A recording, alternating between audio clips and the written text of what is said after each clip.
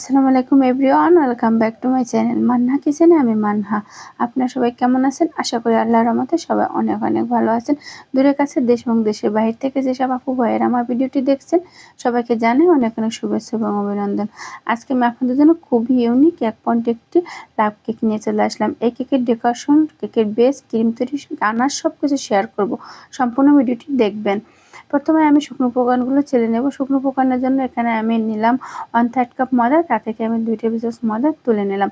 এর পরিবর্তে দেবো 1 টেবিল চামচ কর্নফ্লাওয়ার, 1 টেবিল চামচ কোকো পাউডার। ভালো ব্র্যান্ডের কোকো পাউডারটা নেওয়ার চেষ্টা করবেন।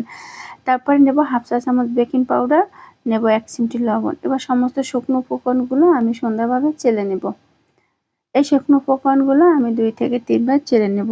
নেওয়ার পরে একটি স্প্যাচুলা দিয়ে নেড়ে চেড়ে আমি ঢেকে রেখে দেব। এটা নেড়েচেড়ে দেওয়ার কারণ হলো সব শুকনো উপকরণগুলো একসাথে একভাবে মিশে যাবে।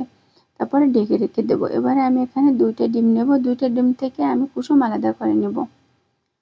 এবারে আমি সাদা অংশটা একটু বিট করে নেব।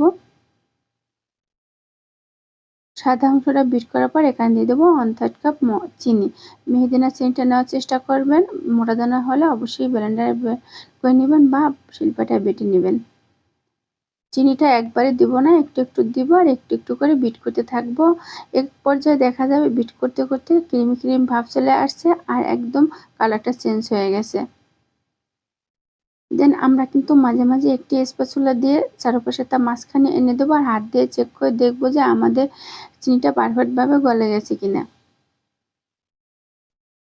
চিনিটা পারফেক্টভাবে গলে গেলে তারপর এখানে আমরা কুসুম ইউজ করবো। আমার চিনিটা এখনও পারফেক্টভাবে গলে যায়নি, তাই আমি আরেকটু বিট করে নিলাম।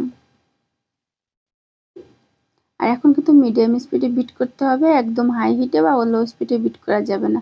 আবারও স্প্যাচুলা দিয়ে নেড়ে চেড়ে আমি চিনিটা গলে গেছে কিনা দেখলাম, গলে গেছে। এবারে আমি কুসুম দুটো দিয়ে দেব। একবারে কুসুম দুটো দেব না, একটা একটা করে দিব। কুসুম দিয়ে আমি 1 মিনিট ঘড়ি ধরে খুব সুন্দরভাবে বিট করে নেব। বিট করানোর পরে এখানে এখন দিয়ে দেবো চকলেট ইমুলেশন। অবশ্যই চকলেট কেকে চকলেট ইমুলেশনটা দেওয়ার চেষ্টা করবেন। ইমুলেশন আপনার যে কোনো বেকিংয়ের দোকানে পেয়ে যাবেন। আমি গুলশান জব্বার টাওয়ার থেকে এটা কিনে থাকি, গুলশান 1-এ। এবার সুন্দরভাবে মিশিয়ে নিলাম বিট করে। তারপর এখানে দিতে হবে 1 টেবিল চামচ তেল। স্পঞ্জ কেকে তেল ব্যবহার না করলেও হয়, আমি বাট একটু ব্যবহার করি।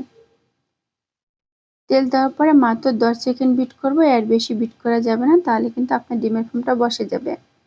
এবারে স্প্যাচুলা দিয়ে নেড়ে চেড়ে আমি এখানে শুকনো উপকরণগুলো মিশিয়ে নেব। আমি একটি চালনিতে প্রথমে শুকনো উপকরণগুলো 2 ভাগে দিব। প্রথম ভাগে যখন দিব এরকম আমি চালনি দিয়ে চেড়ে তারপরে একটি হ্যান্ড উইচ দিয়ে মিশাতে থাকবো। অনেক ধীরে ধীরে এই কাজটা করতে হবে, এলোপাতাড়িভাবে নাড়াচাড়া যাবে না, একদিকেভাবে নাড়াচাড়া করতে হবে। সাথে একটু একটু লিকুইড দুধ মিশাবো। এই লিকুইড দুধ মিশালে আপনার কেকটা উপর থেকে ডার্ট হবে না, অনেক স্পঞ্জ হবে এবং খেতেও অনেক টেস্টি হবে। এবারে আমি সমস্ত শুকনো উপকরণগুলো দিয়ে দিলাম, দিয়ে আবারও আমি চেলে এটা হ্যান্ড উইচ দিয়ে মিশিয়ে নিব। আর একই প্রসেসে এটাও মিশিয়ে নেব, খুব ধীরে ধীরে এবং অনেক আস্তে আস্তে করতে হবে, কারণ ডিমের ম্যাটানের সাথে যখন আমরা শুকনো উপকরণগুলো মিশাবো। বাট লক্ষ্য করতে হবে শুধু যে শুকনো উপকরণগুলো হালকা মিশে গেছে কিনা, কিন্তু খুব দ্রুত নাড়াচাড়া যাবে না এবং এলোপাতাড়ি নাড়াচাড়া যাবে না, তাহলে ডিমের ফোমটা বসে যাবে। আমি কিন্তু খুব আলতো হাতে নেড়ে নিলাম, আপনার দেখি বুঝে নেবেন। এবারে নাড়াচাড়া শেষ। এবারে আমি একটি স্প্যাচুলা দিয়ে চারপাশে তা মাঝখানে এনে দেবো। এবারে আমি এখানে 7 ইঞ্চি একটি মোল্ড নিয়েছি, এখানে 6 ইঞ্চি একটি মোল্ড নিয়েছি। মোল্ডের ভিতরে তেল ব্রাশ করে দিয়ে তারপরে আমি এখানে একটি কাগজ বিছিয়ে দিলাম। তারপরে আমি ব্যাটারটা ঢেলে দিলাম। ব্যাটারটা ঢেলে এবার ওভেনে 160 ডিগ্রি সেলসিয়াসে আমি প্রিহিট করতে দিয়েছি 5 মিনিটের জন্য। তার ভিতরে আমি একটি কাঠি দিয়ে এভাবে নেড়ে চেড়ে দেবো। অবশ্যই কাঠি দিয়ে নেড়ে চেড়ে দেবেন, নাহলে বাবলস থেকে যাবে। তারপরে ওভেনে দিয়ে দেবো 160 ডিগ্রি সেলসিয়াসে। আপনার 25 মিনিট বা 22 মিনিট লাগবে এই কেকটা হতে। এখন আমি ক্রিমটা বানিয়ে নেব। এখানে আমি ভিভো রেড ক্রিমটা নিয়েছি 2 কাপ। 2 কাপ ক্রিম নিলাম। এবারে বিট করতে থাকবো। ইলেকট্রিক বিটার দিয়ে মিডিয়াম স্পিডে প্রথমে বিট করব ঘড়ি ধরে 1 থেকে 2 মিনিট। এই লিকুইড দুধটা যখন দেখবেন অনেকটা সেট হয়ে আসছে, মানে ঘনত্ব চলে আসছে, তখন বুঝতে পারবেন যে এটা অনেকটাই সেট হয়ে আসতেছে এবং খুব ভালোভাবে সেট হবে। আর ক্রিমটা অবশ্যই কিন্তু ঠান্ডা এবং বরফ বরফ হতে হবে। ডিপ ফ্রিজে ভিভো রেড সবসময় সংরক্ষণ করা যায়। আমার কাছে ফ্রিজিং কেক মানে ক্রিমগুলো খুব বেশি ভালো লাগে, তাই আমি সবসময় টপিক্যাল এবং ভিভো রেড এগুলো ব্যবহার করে থাকি।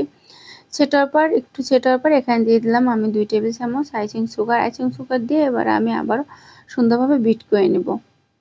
আর প্রত্যেক 1 মিনিট পর পর ইলেকট্রিক বিটারটা বন্ধ করে একটি স্প্যাচুলা দিয়ে নেড়েচেড়ে নিতে হবে।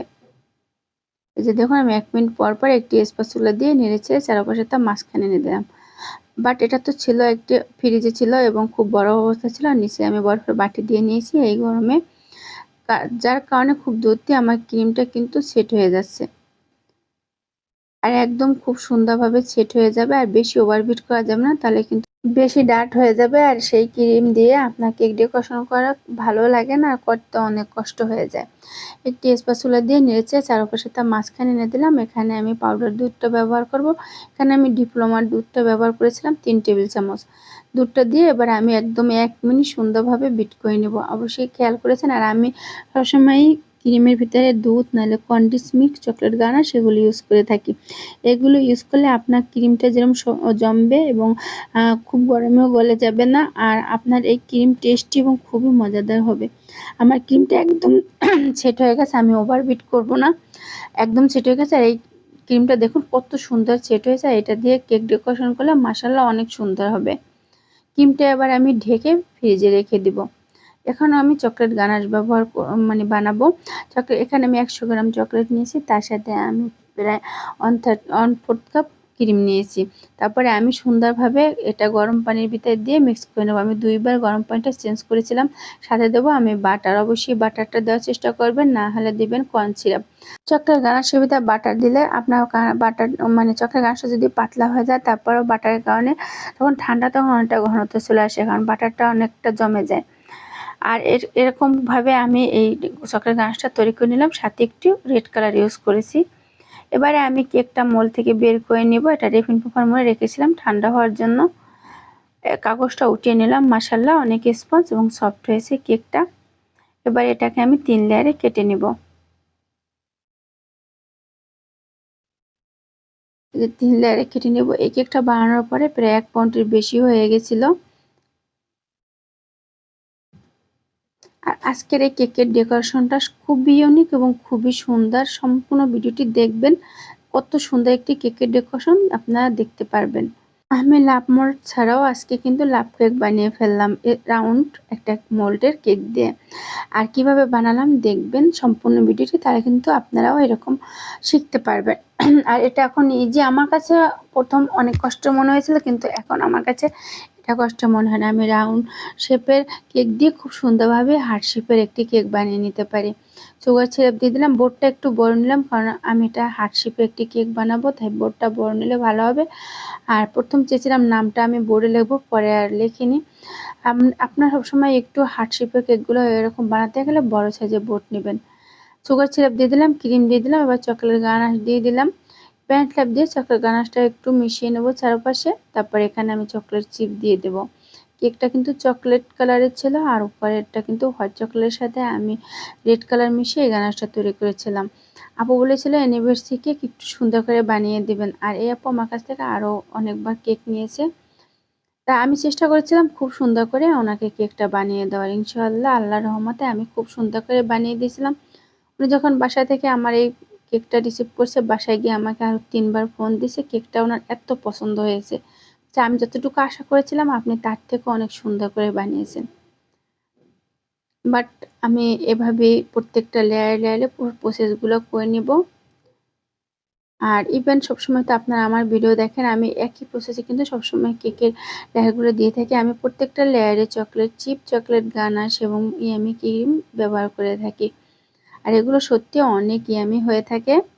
আমার ভিডিওটি যদি ভালো লেগে থাকে লাইক দিয়ে কন্টিনিউ করবেন। আমার চ্যানেলে যদি প্রথমবার কেউ ভিজিট করে থাকেন, সাবস্ক্রাইব করে অবশ্যই পাশে থাকবেন। অল বাটনে ক্লিক করে রাখবেন, যাতে আমি ভিডিও আপলোড করার সাথে সাথে আপনার পেয়ে যান, আপনাদের সময় মতন দেখে নিতে পারেন। 3 দিন ধরে আমার জ্বর, সম্পূর্ণ শরীরটা ব্যথা, জানি না কি হয়েছে, অনেক অসুস্থ। বাসায় এসে শুধু শুয়ে থাকি, কোনো কাজ করতে ভালো লাগে না। অর্ডার থাকলে খুব কষ্ট হয় আমার অর্ডারগুলো বানাতে। তারপরে আমি কখনো অর্ডার ক্যান্সেল করি না, কারণ আমার কাস্টমারদের আমার মনে হয় আমার একটা কাস্টমার আমার একটা জীবনের একটা পার্ট। কারণ আমার কাস্টমাররা আমার অনেক অনেক কাস্টমাররা অর্ডার না দিলে তো আমি এত সুন্দর সুন্দর কেক বানাতে পারতাম না। তাই আমি কাস্টমারদের খুব সম্মান করি এবং ভালোবাসি, তাই তাদের অর্ডার আমি খুব কম ক্যান্সেল করে দিই। শরীর অসুস্থ থাকলেও চেষ্টা করি বানিয়ে দেওয়ার জন্য। দেখুন আমি কিভাবে এই রাউন্ড শেপটা দিয়ে আমি হার্ট শেপের কেকটা বানাবো। প্রথম আমি দেখুন 2 সাইডে মানে মাঝখান থেকে সুন্দর করে এক লেভেলে আমি কিছুটা দাগ টেনে নিলাম। তারপরে আমি এই দাগ টানার পরে তারপর 2 সাইডে আমি এরকম কেটে নেব। তারপরে যে 2 সাইডে আমি এটা বসাবো, এখন আরেকটু ভালোভাবে ক্রিম মিশিয়ে দিব। ক্রিম মেশানোর পরে এবারে দেখুন আমি সুন্দরভাবে 2টা সাইডের লেয়ারের কেক নিয়ে বসিয়ে দিব।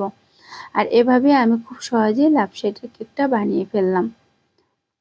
আমি প্রথমে একটু হিমশিম খেয়ে গেছিলাম পারবো কিনা, বাট পেরেছি। আসলে পারবো না এ কথাটি বলিও না, আর একবার না পারিলে দেখো শতবার। আমার একবার না পারলে আমরা 10 বার দেখব, চেষ্টা করব, ঠিকই হয়ে যাবে।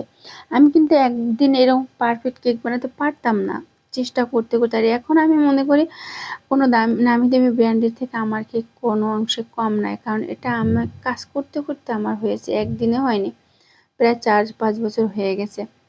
তাহলে এই 4-5 বছরে আমি কতটুকু অভিজ্ঞতা অর্জন করছি তা আপনাদেরকে বলে বোঝাতে পারবো না। সেটা কোনো প্রফেশনাল কোনো মানে কোনো প্রফেশনাল পেজ থেকে বা কোনো প্রফেশনাল বেকারি থেকে আমি শিখিনি। এটা আমি নিজে টিভি দেখে দেখে শিখেছি। আর নিজে বানাতে বানাতে আমার অভিজ্ঞতা হয়ে গেছে। আমি একটি পাইপিং ব্যাগ দিয়ে আজকে আমার বারবার কাশি আসছে, কারণ আমার শরীরটা অনেক খারাপ। আর আমি পাইপিং ব্যাগের ভিতরে ক্রিম ভরে চারপাশে দিয়ে একটি প্যান্ট ল্যাপ দিয়ে সুন্দর করে মিশিয়ে দিব। আরেকটা কথা, সবচেয়ে হার্ট শেপের এই কেকগুলোর ফিনিশিং আনা খুবই কঠিন এবং খুব সহজে ফিনিশিং আনা যায় না। তারপরে এটাতে বেশি ফিনিশিংয়ের কোনো দরকার ছিল না। যে দেন এখানে আমি চকলেট গানাশ ইউজ করব, তো অতটা ফিনিশিংয়ের কোনো দরকার ছিল না। কিন্তু আমি যে ডিজাইনটা করব সেটা একটু অন্যরকম ছিল।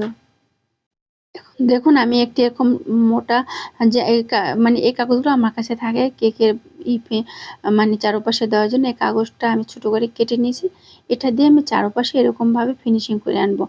আর এইটাকে দিয়ে বেশিরভাগই আমরা গ্লাস কেকগুলো বানিয়ে থাকি। আর এই ডিজাইনটা না আমার কাছে খুবই ভালো লেগেছে। আমি একজনের কাছে এরকম ডিজাইনের কেক বানাতে দেখেছি আমি ইউটিউবে, ওই থেকে আমি ভাবছি যে আমি এরকম একটা কেক বানাবো খুব সুন্দরভাবে। আমি এই ডিজাইনটা কীরকম কী নাম বলে আমি আপনাদেরকে বলতে পারবো না, কিন্তু আপনারা অবশ্যই বলবেন ডিজাইনটা কেমন হয়েছে।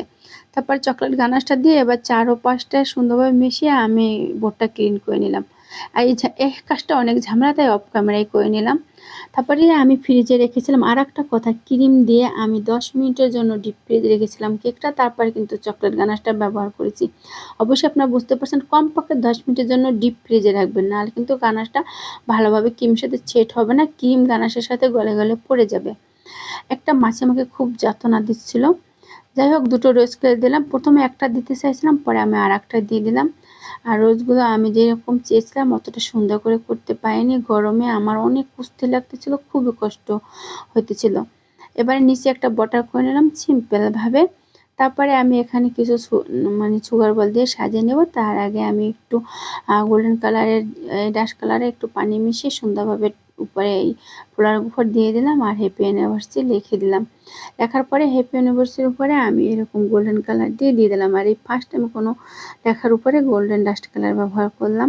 তারপরে কিছু অলিভ অয়েল লিপ দিয়ে দিলাম। এই লিপগুলো খাওয়া যাবে না, একটি সিলভার কালারের আর একটি গোল্ডেন কালারের, 2 ধরনের আমি লিপ দিয়ে দিলাম। আর এই লিপগুলো দিলে কেকটা আরও বেশি সুন্দর লাগবে আমার মনে হয়েছিল। তারপরে আমি গোল্ডেন কালারের কিছু সুগার বল দিয়ে সাজিয়ে নিলাম। ফাইনালি মাশাআল্লাহ আমি আমার কেকটাকে কমপ্লিট করতে পেরেছি। আল্লাহর কাছে লাখো শুকরিয়া যে আমি কষ্ট করে ধৈর্য ধরে এবং এই গরমের ভিতর আমার দিন 4টা কেকের অর্ডার ছিল, সব কটাই আমি সুন্দরভাবে ডেকোরেশন করতে পেরেছিলাম মাশাআল্লাহ। আমার কাস্টমার অনেক অনেক বেশি পছন্দ করেছিল এই কেকটা। আপনাদের কাছে কেমন লাগলো কমেন্ট করে জানাবেন। সবাই ভালো থাকবেন, সুস্থ থাকবেন। আল্লাহ হাফেজ।